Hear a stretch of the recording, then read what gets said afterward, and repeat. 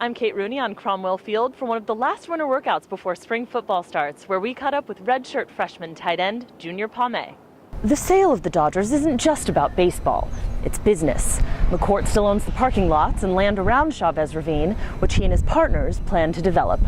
I'm Kate Rooney on Howard Jones Field for USCFootball.com with defensive coordinator Ed Orgeron. Coach, how do you feel spring ball is going so far? His biggest issues are ball security and learning the playbook. So how are you working on those things with him? You do have a lot of good guys coming back, but you also had, some really notable departures. Who do you think has the biggest shoes to fill? One last question for you. I know your cousin, Tony Washington, plays for the Oregon Ducks. How much trash talking goes on when you guys meet up? It was a big day for new coach Marvin Sanders' secondary. Isaiah Wiley had several key stops, and Drew McAllister and Brian Bockham each came up with an interception. Signing off from Howard Jones Field, I'm Kate Rooney. You can log on to USCFootball.com for more. Finally, there's a reason to root for the home team in Los Angeles. Today, Magic Johnson said he's thrilled to be a part of the franchise he and partners just spent $2 billion to acquire. It's Magic Johnson. Everybody loves Magic Johnson. Anything would have been great as long as McCourt was out, because nobody likes him. Johnson told ESPN today that he'll have a heavy hand in selling the brand, and fans are already buying. I think he's going to bring a passion and excitement back to the Dodgers that they didn't have last year. The sale of the Dodgers isn't just about baseball, it's business. McCourt still owns the parking lots and land around Chavez Ravine, which he and his partners plan to develop. But the Guggenheim Group could negotiate a deal to buy McCourt out of Chavez Ravine completely.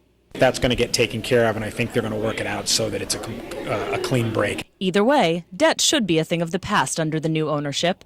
The immediate plan is to invest money directly into the team and developing new talent. They just spent $2 billion to buy the team, so that's indicative that they've got some pretty deep resources when it comes to going after free agents.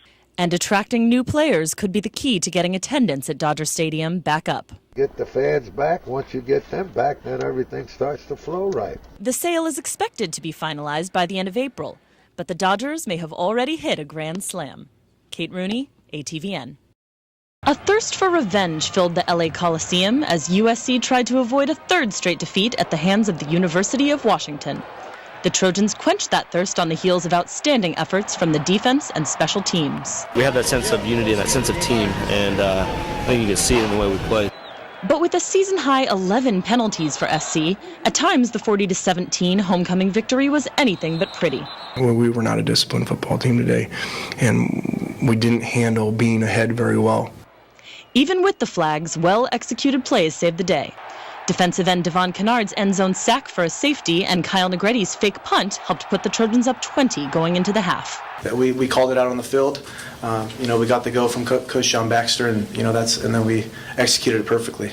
Despite Robert Woods being held to just 2 receptions for 5 yards, the Trojans stepped up on both sides of the ball.